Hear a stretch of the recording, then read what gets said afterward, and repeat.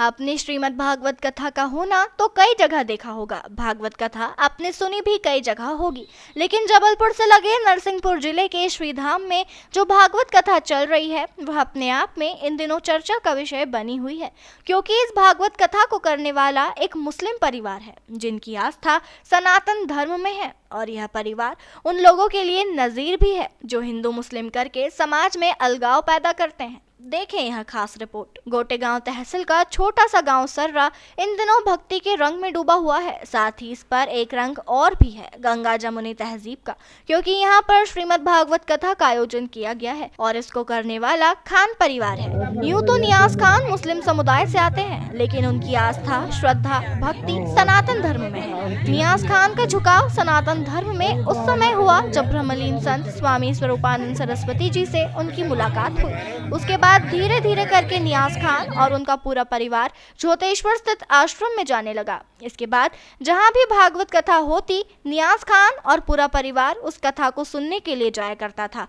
कुछ साल पहले गांव में ही कथा हो रही थी। कथावाचक अभिमन्यु व्यास जी से नियाज की मुलाकात हुई। व्यास जी के आशीर्वचन सुनने के बाद उनके परिवार की भी इच्छा हुई कि क्यों ना वे भी भागवत कथा का आयोजन करें। सोचते सोचते यह बात नया साल आते आते पूरी होने लगी और श्रीमद् भागवत कथा का श्री गणेश हुआ। एक सप्ताह तक चलने वाली इस भागवत कथा को भागवताचार्य अभिमन्यु महाराज कर रहे हैं, जिनसे नियाज खान की मुलाकात बीती कुछ कथाओं में हुई थी। नियाज मानते हैं कि उनका परिवार आज वह जो कुछ है उसके पीछे सनातन परंपरा और भागवत कथा की आस्था है। अब सिक्के का दूसरा पहलू भी यह है कि जैसे ही यह खबर मुस्लिम समाज में फैली कि नियाज श्रीमद् भागवत कथा कर रहे हैं, उसके बाद उनकी आलोचना शुरू हो गई।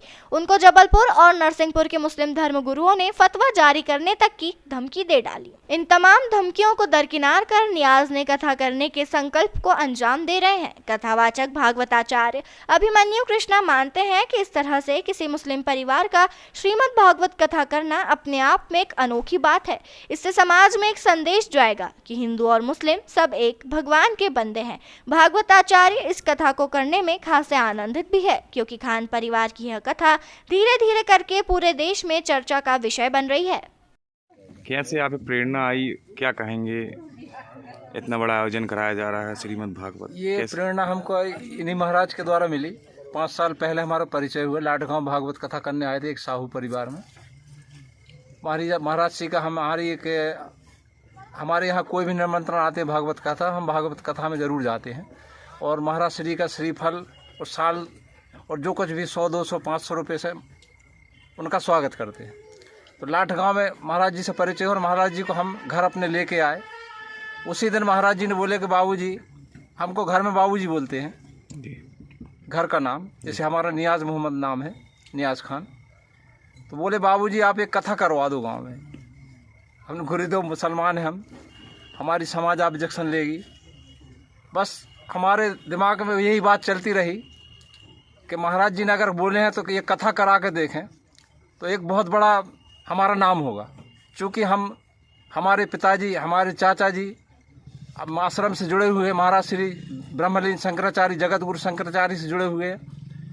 जब महाराज श्री बचपन में सिवनी से यहाँ पधारे थे, उनको हमारे पिताजी ने शरण दी थी, प्लस 10 एकड़ ज़मीन जहाँ पर शंकर जी का मंदिर है। हमारे पिताजी ने 10 एकड़ का पट्टा महाराज श्री को ला के दिया था। उस टाइम महाराज श्री हर गांव में जाके अपना और आनंद महसूस होना चाहिए कि आज खान परिवार जो है 3 पीढ़ियों से जगत गुरु श्री शंकराचार्य स्वामी स्वरूपानंद जी से जुड़ा हुआ है। और आज ये सदप्रेरणा खान परिवार को आज से ही नहीं अपितु 3 पीढ़ियों से है, जो कि हमारे हिंदू सनातन धर्म से जुड़े हुए हैं। आज खान परिवार ने माननीय नियाज खान बाबूजी, दिलावर खान जी, तारिक खान जी, आज इन लोगों ने ये साबित करके दिखा दिया कि हिंदू और मुस्लिम हम एक हैं।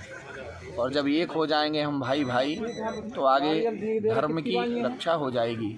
और एकजुट होकर के जब हम आगे चलेंगे तो क्यों ना सनातन की ध्वजा लहराएगी और हमारे परस्पर संबंध जुड़ेंगे, हम सभी के बीच में प्रेम होगा, क्योंकि हमारा भाईचारा एक है, एक होना चाहिए। ये हमारे बाबूजी ने एक इतना बड़ा वीणा लिया है, ऐसा संकल्प लिया है कि आज हृदय से हमारे धर्म का स्वागत कर रहे हैं, हमारी भागवत कथा का स्वागत कर रहे हैं, जिससे आज